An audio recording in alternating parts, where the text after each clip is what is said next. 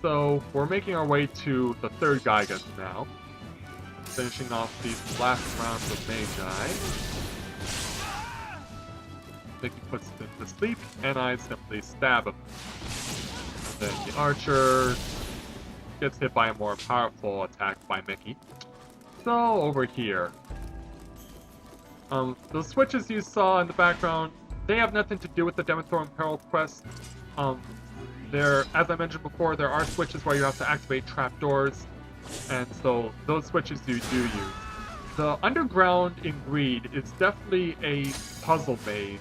Definitely a lot of complex use of switches that you need to know what you're doing, and in order to be able to complete a quest quickly and efficiently.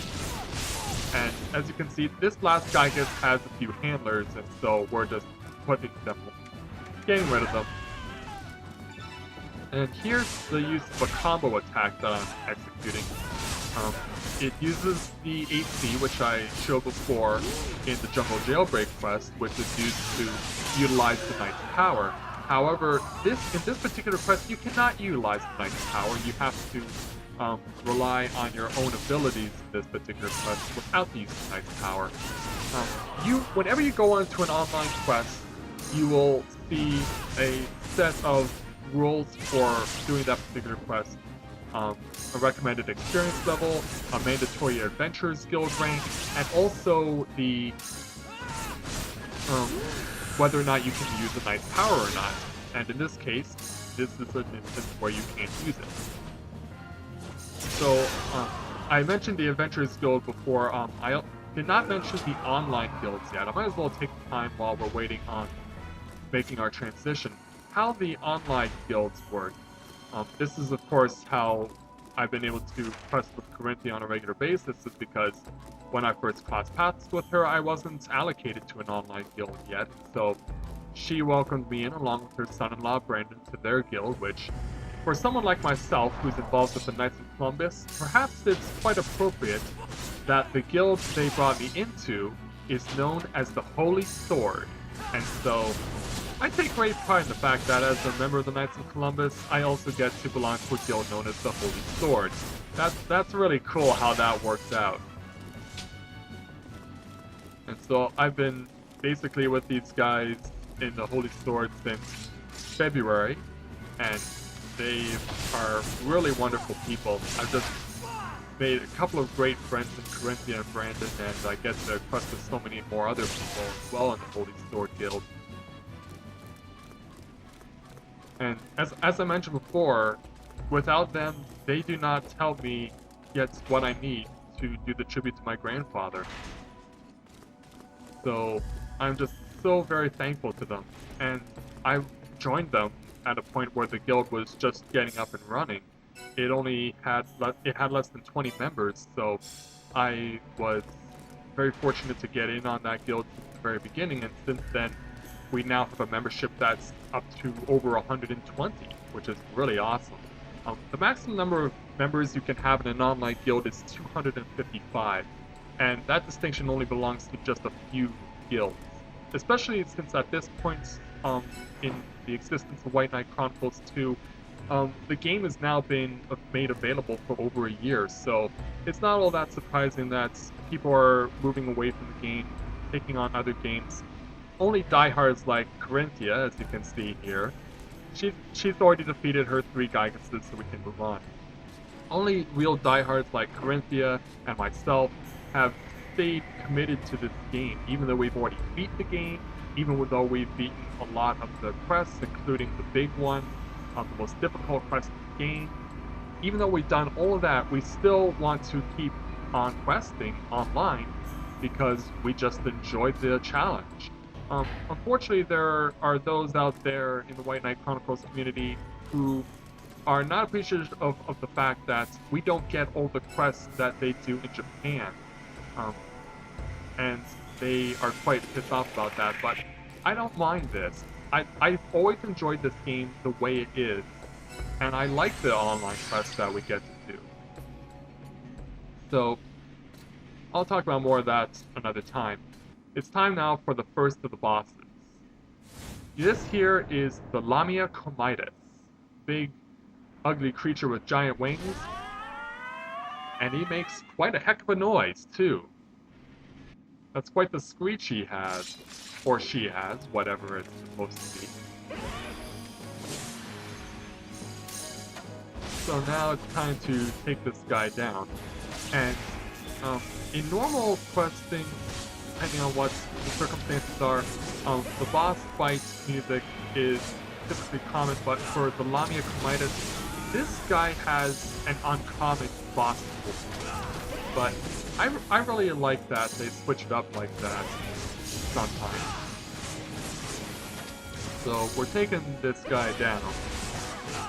And I'm choosing not to use my, as I said before, the Knight's power cannot be utilized in Demithor and Peril. So I'm just building up my HP and getting it to the point where I can have it maxed out for when we fight the second boss. If you're paying attention to the text as it passes by, you'll have noticed some green text going by. That's when you know that you forced the enemy to drop an item.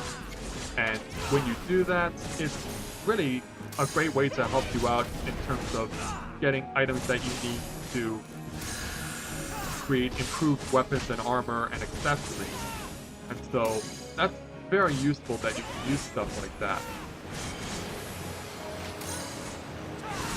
And so the longer the battle draws out, you can get your enemies to drop more stuff before they get killed off.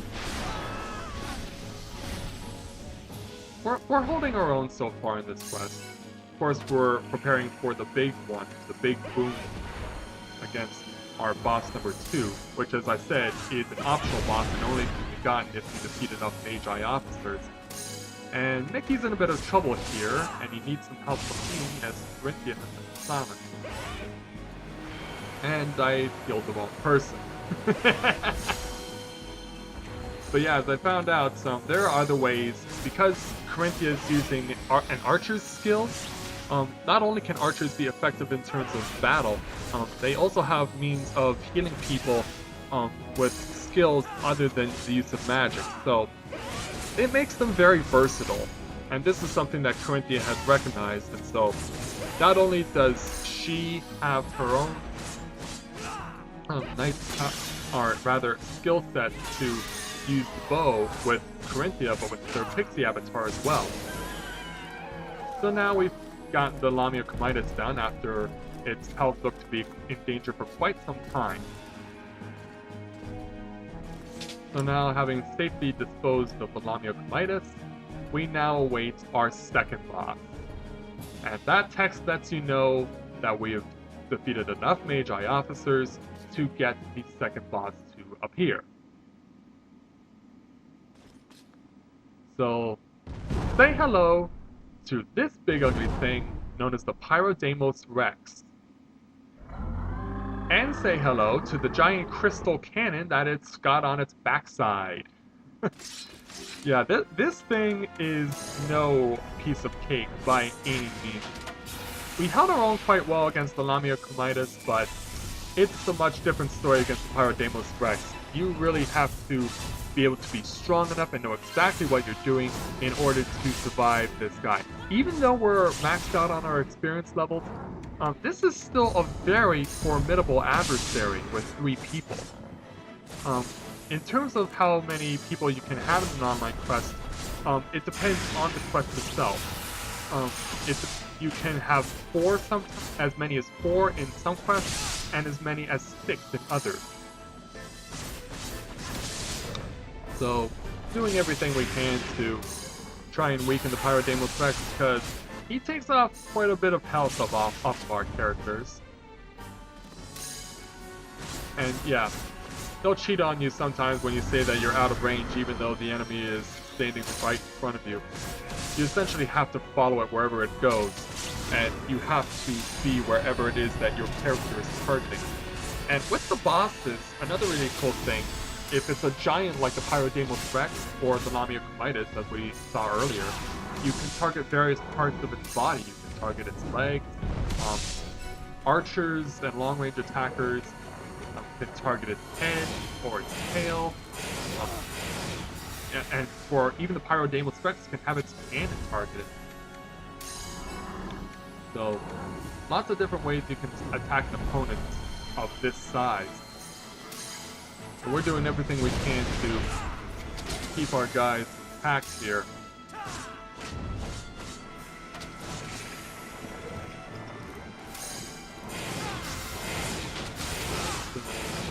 Trying to bring this guy down. Yeah, 233 points of damage. That's quite painful. We've got him to halfway, but we're running low on MP here.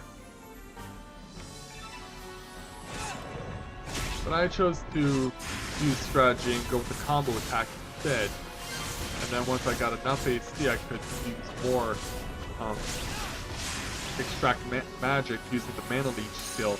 But of course, Corinthia also has her skill for the Archer, where you can also give magic to one of your fellow party members without actually having to use a mana potion, or a skill that a character inherently possesses. Now, when Pyrodamos Rex gets enraged, or any big boss gets enraged, that's when they start doing their most powerful attack.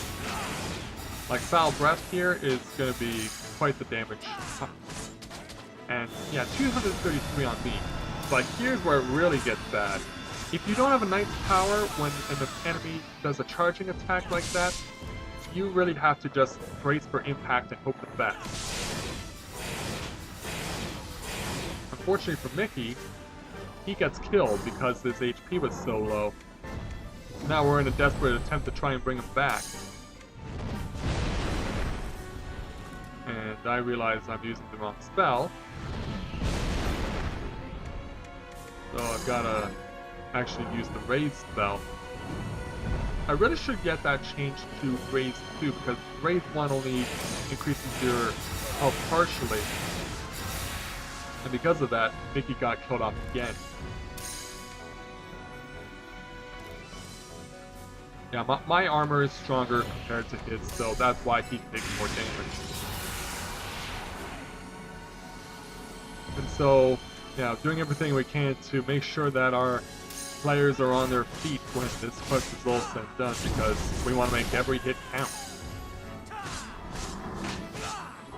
And at this point, I had actually, in the heat of battle, was using the wrong attack. You'll see me using the Furious Blade here, but I actually intended to use the Assault Thrust because it actually inflicts more damage on Pyrodamos Rex. Depending on the monster, there are monsters that are weaker to slashes and monsters that are weaker to thrusts. In this case, Pyrodamos Rex is weaker to a thrust than a slash.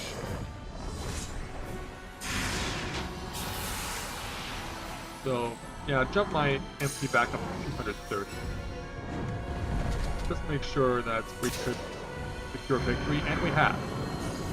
Pyrodamos Rex finally goes down after quite the painful round with him, but we got him, and this quest is now officially over. So, that is the Demithor in Peril quest in its entirety completed. So, we held our own. This is actually the second version, I should point that out. There are enhanced versions of quests that you get to see, and you get the opportunity to build up more adventurous guild rank points, and as you can see, we got 146,000 points. That's why this quest is so effective and efficient for building up the adventurous guild rank. But yeah, that's going to end this quest here for the Demithor in Peril, so I'll see you guys soon. Take care.